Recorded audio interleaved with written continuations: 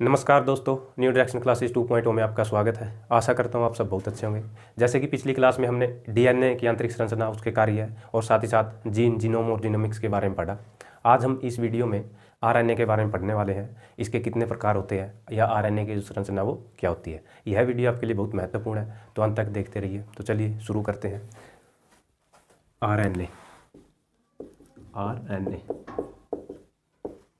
Ribo nucleic acid. ठीक है, अगर हम बात करें इसकी संरचना की, जिस प्रकार हमने देखा था जो हमारा डीएनए है, डीएनए क्या होता है, दोहरी कुंडली वाला क्या होता है, एक स्ट्रक्चर होता है, जिसको हमने क्या बोला था, डबल हेलिकल स्ट्रक्चर। ठीक है, ये तो हमारा डीएनए। अगर हम आरएनए की बात करें, इसमें से अगर हम एक श्रृंखला को हटा दें, जैसे इसको,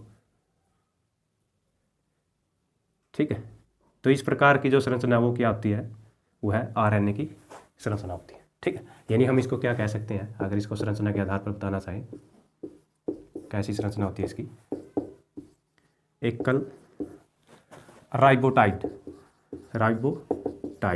ठीक है, डीएनए में दो बहुन्यूक्लियोटाइड होती है और इसमें क्या होती है, एकल पॉली बोल सकते हैं हम इसको, पॉली राइबोटाइड की क्या होती है, श्रृंखला होती है।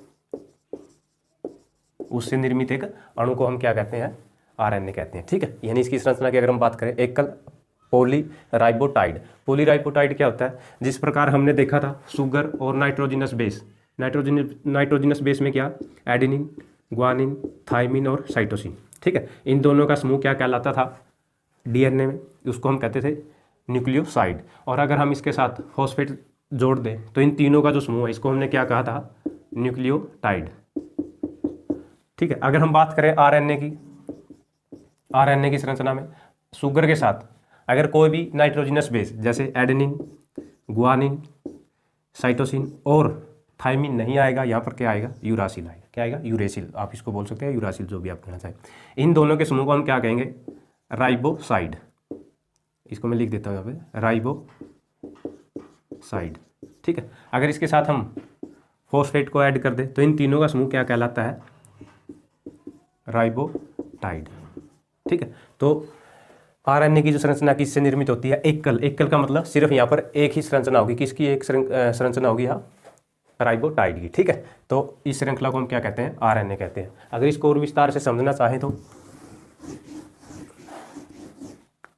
जिस प्रकार हमने डीएनए को समझा था, उसी प्रकार अगर हम इसकी संरचना बनाना चाहें तो किस प्रकार की होगी इसकी संरचना। जैसे शुगर के साथ एडेनिन, ग्वानिन, साइटोसिन और यहाँ पे क्या आएगा, थाइमिन नहीं आएगा, यूरेसिल आएगा। ठीक है, तो इन तीनों को जोड़कर क्या बन गया, ये न्यूक्लियोटाइड। अगर हम बात आरएनए कर रहे हैं तो उसमें हम क्या बोलेंगे, इसको राइबोटाइड। ठीक है, एक राइबोटाइड ये, एक ये, इसी प्रकार इसकी संख्या आगे चलती जाएगी। ठीक है, इसी राइबोटाइड की संख्या एक से ज़्यादा यानी लाखों करोड़ों की संख्या में इसको हम क्या बोलेंगे, पॉलीराइबोटाइड बोलेंगे। ठीक है, और इसकी कितनी श्रृंखला होगी, सिर्फ एक, ये। ठीक, और यह भी किस प्रकार की, कुंडलीनुमा व्यवस्थित रूप से, जैसे इस प्रकार से। ठीक है, यहाँ पे क्या होगा, एडेनिन, ग्वानिन, साइटोसिन और यूरेसिल। ठीक है, थाइमिन नहीं होगा, एडेनिन, ग्वानिन, साइटोसिन, यूरेसिल। इस प्रकार से यह क्या होती है, राइबोटाइड्स की क्या होती है, श्रृंखला होती है। अगर हम बात करें इसके बेसिक डिफरेंस की, आरएनए और डीएनए का डिफरेंस क्या होता है, जिसे हम क्लियर कट समझ सके कि इनमें अंतर क्या पाया जाता है, तो यहाँ पे हम लिखते हैं इनके फीचर। यहाँ पे डीएनए, यहाँ पे हमारा आरएनए। ठीक है, अगर हम बात करें नाइट्रोजनस बेस क्या होगा, इसमें नाइट्रोजनस बेस क्या होगा, या नाइट्रोजनी क्षार बोल सकते हैं इसको। ठीक है, इसमें क्या पाया जाता है, एडेनिन, ग्वानिन, साइटोसिन और थाइमिन। ठीक, और इसमें क्या पाया जाएगा, एडेनिन, ग्वानिन, साइटोसिन और यूरेसिल। ठीक है, टी के स्थान पर क्या आएगा, यहाँ पे यूरेसिल आएगा आरएनए में। वहीं अगर हम इसके शुगर की बात करें, ऐसा क्या होगा, इसमें डीऑक्सीराइबो, इसमें क्या होता है, शर्करा होता है, यानी एक जो ऑक्सीजन है इसमें अनुपस्थित रहती है मौजूद नहीं होती, और इसमें कौन सा शर्करा होगा, राइबोज शर्करा होगा, राइबोज जिसको हम बोलते हैं, ठीक है। वहीं अगर हम बात करें इसके कार्य को लेकर, कार्य क्या है, डीएनए का कार्य क्या होता है, आनुवांशिक सूचना को धारण करना, आनुवांशिक सूचनाओं को धारण करना, ठीक है। वहीं इसका जो आरएनए का कार्य क्या होता है, प्रोटीन निर्माण करना, प्रोटीन का निर्माण करना,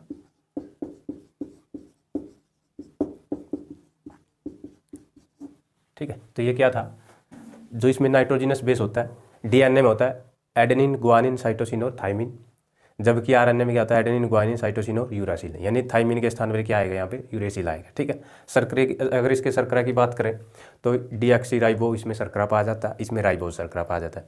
अगर हम कार्य की बात करें, डीएनए का कार्य क्या होता है, आनुवांशिक सूचना को धारण करना या उन प्रोटीन को धारण करना जिसमें आनुवांशिक सूचनाएं होती हैं, ठीक है। अगर हम इसकी बात करें आरएनए की, तो यह क्या करता है, प्रोटीन निर्माण का कार्य करता है। अगर हम इसकी संरचना की बात करें, दोनों की संरचना कैसी होती है, इसकी जो संरचना होती है डीएनए की, द्वि या दोहरी कुंडलिनी संरचना होती है, ठीक है। और वो भी किसकी, पॉलीन्यूक्लियोटाइड की, पॉलीन्यूक्लियोटाइड की श्रृंखला होती है, ठीक है। और इसकी जो संरचना होती है वह है एकल पॉली राइबोटाइड टाइड से निर्मित क्या होती है, श्रृंखला होती है। तो ये क्या था, बेसिक डिफरेंस था डीएनए और आरएनए का। अगर हम बात करें आरएनए के प्रकार, कितने प्रकार का आरएनए होता है, इसके जो प्रकार होते हैं आरएनए के, वह प्रोटीन निर्माण के आधार पर हम इसको वर्गीकृत करेंगे। प्रोटीन निर्माण के आधार पर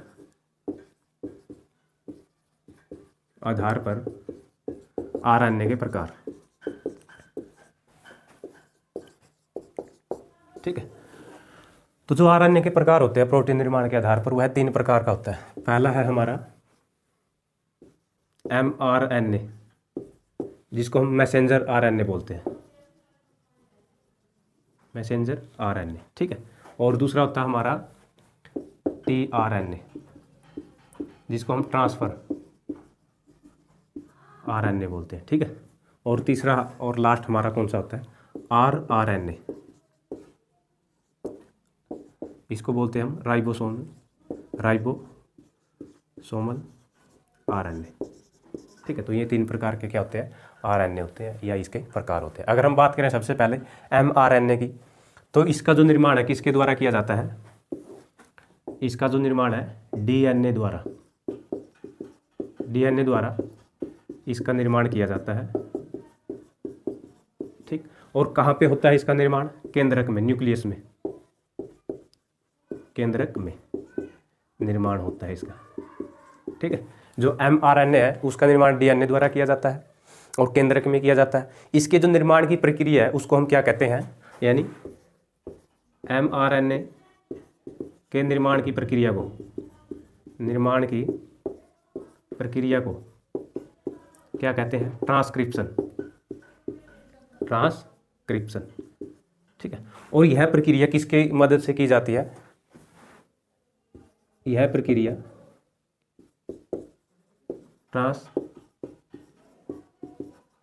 ट्रांसक्रिप्टेज एंजाइम की मदद से,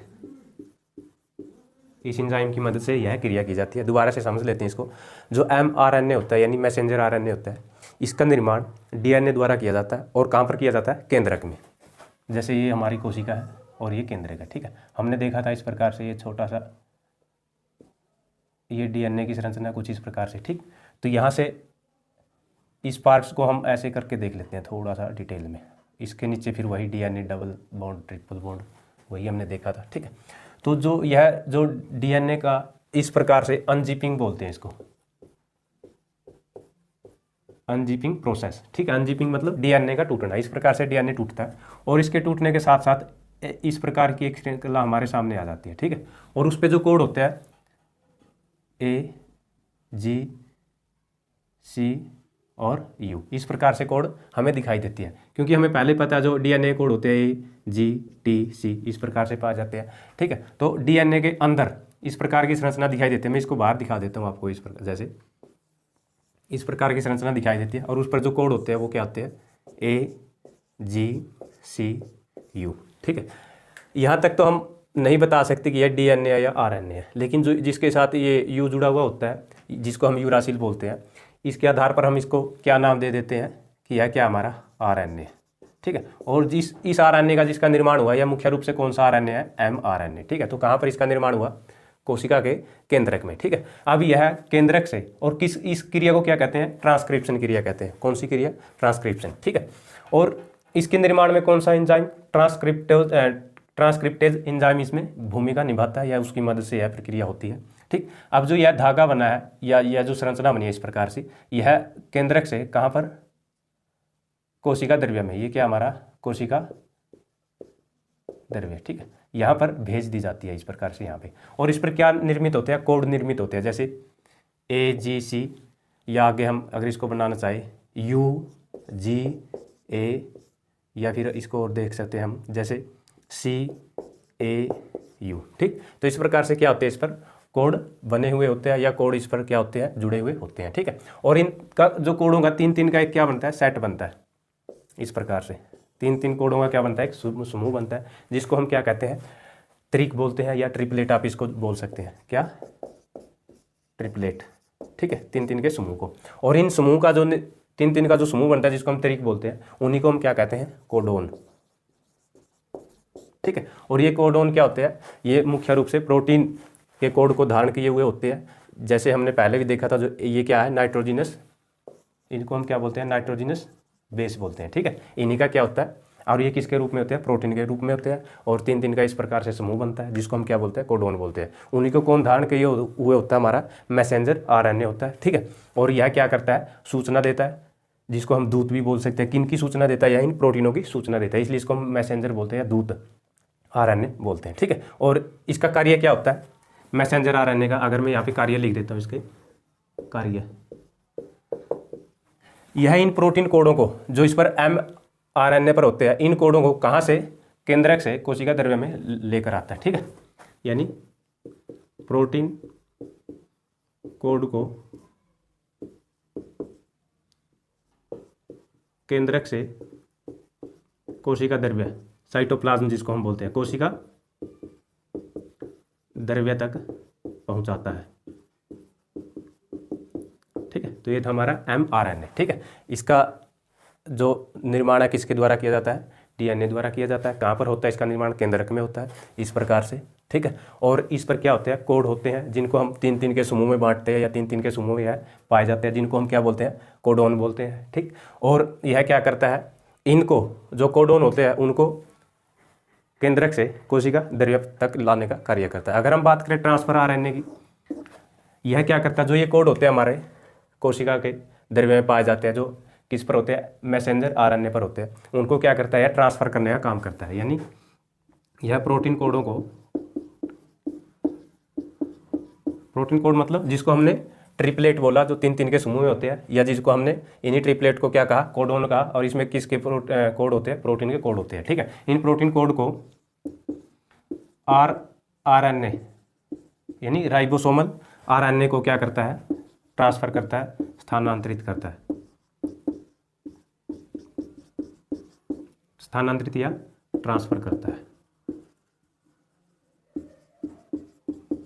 ठीक है, तो इसका सिर्फ यही काम होता है, जो ये प्रोटीन के कोड आते हैं उनको क्या करता है, एक जगह से राइबोसोम जो RNA होता है, राइबोसोमल RNA जिसको हम बोलते हैं, वहाँ पर क्या करता है, ये ट्रांसफर करने का काम करता है। ठीक है, अब उसके बाद राइबोसोमल RNA जो होता है, इसका काम ही क्या होता है, प्रोटीन का निर्माण करना। ठीक है, जो भी हमारे कोड आते हैं प्रोटीन कोड को, उनको क्या करता है, ये प्रोटीन में बदल देता है, अमीनो एसिड को व्यवस्थित करके किस में बदल देता है, प्रोटीन में। ठीक है, तो यह जो क्या करता है, यह प्रोटीन का निर्माण करता है। ठीक है, इन्हीं जो कोड इसके पास भेजे गए थे उनको क्या करता है, प्रोटीन में बदलने का कार्य करता है। ठीक है, प्रोटीन का निर्माण करता है, और इसी प्रक्रिया को हम क्या कहते हैं, ट्रांसलेशन, ट्रांसलेशन प्रोसेस। ठीक है, तो दोबारा से देखते हैं, mRNA इसका निर्माण डीएनए द्वारा किया जाता है, कहाँ पर, केंद्रक में किया जाता है। और यह जो प्रक्रिया क्या कहलाती है, ट्रांसक्रिप्शन कहलाती है। ट्रांसक्रिप्टेज एंजाइम की मदद से यह क्रिया संपन्न होती है। वहीं अगर हम इसके कार्य की बात करें तो यह प्रोटीन कोड को केंद्रक से कोशिका द्रव्य तक पहुंचाने का काम करता है। अगर हम ट्रांसफर आरएनए की बात करें तो यह प्रोटीन कोड को राइबोसोमल जो आरएनए होता है वहाँ पर क्या करता है, ट्रांसफर करता है। और अगर हम राइबोसोमल आरएनए की बात करें तो यह क्या करता है, प्रोटीन का निर्माण करने का कार्य करता है। ठीक है, कुल मिलाकर जो हमारी प्रक्रिया है इस प्रकार से बनती है। अगर हम इसको संक्षेप में समझना चाहें, ठीक है, यह हमारा क्या है, डीएनए है। ठीक, डीएनए किसका निर्माण करता है, आरएनए का। और यह आरएनए मुख्य रूप से कौन सा आरएनए है, ये डीएनए है हमारा। ठीक है, तो ये आरएनए का क्या करता है, निर्माण करता है। वो भी कौन सा आरएनए, एमआरएनए। ठीक है, तो इस प्रक्रिया को हम क्या कहेंगे, ट्रांसक्रिप्शन। ठीक, और यह क्रिया कहाँ पर होती है, केंद्रक में। ठीक है, केंद्रक में होती है। और किसकी मदद से, ट्रांसक्रिप्टेज एंजाइम की मदद से। ठीक है, केंद्रक में संपन्न होती है। और ट्रांसक्रिप्टेज एंजाइम की मदद से। ठीक है, ठीक। आरएनए के बाद क्या बनता है, आरएनए के बाद किस चीज़ का निर्माण होता है, प्रोटीन का निर्माण, इस प्रकार से। ठीक है, ये क्या है हमारा, प्रोटीन। ठीक है, आरएनए से प्रोटीन का निर्माण क्या कहलाता है, ट्रांसक्रिप्शन नहीं, ट्रांसलेशन। ठीक है, और यह क्रिया कहाँ पे संपन्न होती है, कोशिका द्रव्य में। ठीक है, तो इस प्रकार से हम देखते हैं जो हमारा डीएनए से आरएनए बनना क्या कहलाता है, ट्रांसक्रिप्शन कहलाता है। केंद्रक में यह इसका निर्माण होता है। वहीं आरएनए से प्रोटीन का निर्माण क्या कहलाता है, ट्रांसलेशन। वहाँ पे ट्रांसक्रिप्शन आएगा, यहाँ पे ट्रांसलेशन आएगा। डीएनए से आरएनए बनना ट्रांसक्रिप्शन कहलाता है। आरएनए से प्रोटीन का निर्माण ट्रांसलेशन कहलाता है। अगर हम बात करें आरएनए से डीएनए बनना, आरएनए से डीएनए, इसको क्या कहेंगे हम, वापिस, पहले तो डीएनए से आरएनए बना, अब आरएनए से वापिस डीएनए बनना क्या कहलाता है, रिवर्स ट्रांसक्रिप्शन। ठीक है, ये बहुत ही महत्वपूर्ण को ध्यान रखना। डीएनए से आरएनए, इसको ये तो हमने चित्र के माध्यम से समझने का प्रयास किया। अगर हम इसको दोबारा देखें, जैसे ये डीएनए से आरएनए बनना क्या कहलाता है हमारा, ट्रांसक्रिप्शन। ठीक है, ट्रांसक्रिप्टेज एंजाइम की मदद से यह क्रिया पूरी होती है।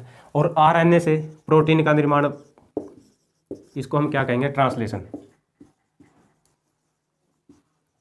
ठीक है, आरएनए से वापस डीएनए बनना, इसको हम कहेंगे रिवर्स ट्रांसक्रिप्शन। ठीक है, और इस पूरी प्रक्रिया को हम क्या कहते हैं, डीएनए से प्रोटीन का निर्माण तक की प्रक्रिया को हम क्या कहते हैं, सेंट्रल डोग्मा। ठीक है, डीएनए से प्रोटीन का निर्माण तक की जो क्रिया है उसको क्या कहते हैं हम, सेंट्रल डोग्मा। अगर हम इसको परिभाषा के रूप में समझना चाहें कि सेंट्रल डोग्मा किसे कहते हैं, या उसको परिभाषित कीजिए, या आपसे क्वेश्चन में पूछ लिया जाए, कोई भी 4 परिभाषाएं आपसे लिखकर पूछ लिया जाता है कि इनमें से सेंट्रल डोग्मा को परिभाषित कीजिए, तो सेंट्रल डोग्मा क्या होता है,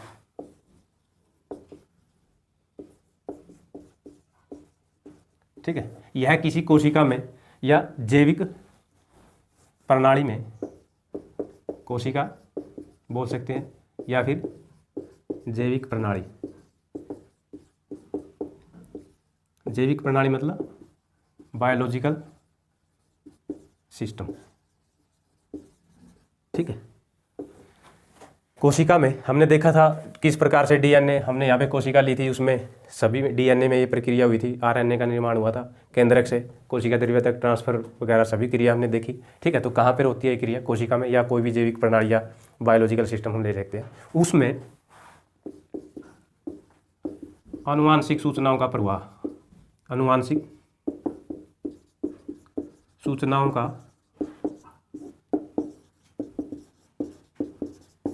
प्रवाह। ठीक है, देखा था हमने जिस प्रकार से डीएनए से आरएनए और आरएनए से प्रोटीन बना था, वो मुख्य रूप से क्या है, आनुवांशिक सूचनाओं का ही क्या है हमारा प्रवाह है। या हम आनुवांशिक सूचना कैसे बनती है या किसके रूप में होती है, प्रोटीन के रूप में होते हैं, या हम इसको कह सकते हैं संश्लेषण की क्रिया, संश्लेषण की प्रक्रिया, ठीक है। यानी कोशिका या जैविक प्रणाली में आनुवांशिक सूचनाओं का प्रवाह की प्रक्रिया, यहाँ पे लिख देते हैं प्रक्रिया आएगा, ठीक है। या हम कह सकते हैं कोशिका में या जैविक प्रणाली में प्रोटीन संश्लेषण की प्रक्रिया, ठीक है, उसको हम क्या कहेंगे, सेंट्रल डोग्मा कहेंगे। जो प्रोटीन है, प्रोटीन के कोड किस में होते हैं, हमारे जीन में होते हैं, तो हम इसको क्या कह सकते हैं, या हम इसको ये भी लिख सकते हैं जीन अभिव्यक्तिकरण की प्रक्रिया, ठीक है। जीन अभिव्यक्तिकरण की प्रक्रिया को हम क्या कहेंगे, किसी भी कोशिका में जीन अभिव्यक्तिकरण की प्रक्रिया या प्रोटीन संश्लेषण की क्रिया, ये कॉमन रहेगा सभी में, ठीक है। इनमें से हम कोई भी यूज कर सकते हैं सेंट्रल डोग्मा की परिभाषा के लिए, या इनमें से आपसे पूछ लिया जाएगा निम्न में से सेंट्रल डोग्मा को परिभाषित कीजिए, तो आप इस प्रकार से बता सकते हैं। क्योंकि जो आनुवांशिक सूचना होती है वो किससे निर्मित होती है, प्रोटीन से। सभी की सभी जो सूचना होती है प्रोटीन किसके रूप में होते हैं, एंजाइम के रूप में पाए जाते हैं, ठीक है। वहीं आनुवांशिक सूचना होती है, पिछली वीडियो में हमने विस्तार से इसके बारे में पढ़ा था डीएनए में, आप उसको देख सकते हैं प्ले लिस्ट में, ठीक है। प्रोटीन के कोड किस में पाए जाते हैं, जीन में। तो ये सभी की सभी जो प्रोसेसिंग है जो हमने पढ़ी थी, डीएनए से आरएनए का निर्माण, आरएनए से प्रोटीन का निर्माण, उन सभी प्रक्रियाओं को क्या कहते हैं हम, सेंट्रल डोग्मा या केंद्रीय अभिनव, केंद्रीय अभिमत जिसको बोलते हैं, ठीक है। और यह किसके द्वारा दिया गया था, डॉक्टर जेम्स वॉटसन द्वारा। इस बात को भी ध्यान रखना, जो सेंट्रल डोग्मा, ठीक। तो आज की वीडियो इतनी ही। तो यह हमारा जो आरएनए का टॉपिक है वह कंप्लीट हुआ। तो आशा करता हूँ आपको थोड़ा बहुत समझ में आया होगा। फिर मिलेंगे अगली वीडियो में, तब तक के लिए जय हिंद।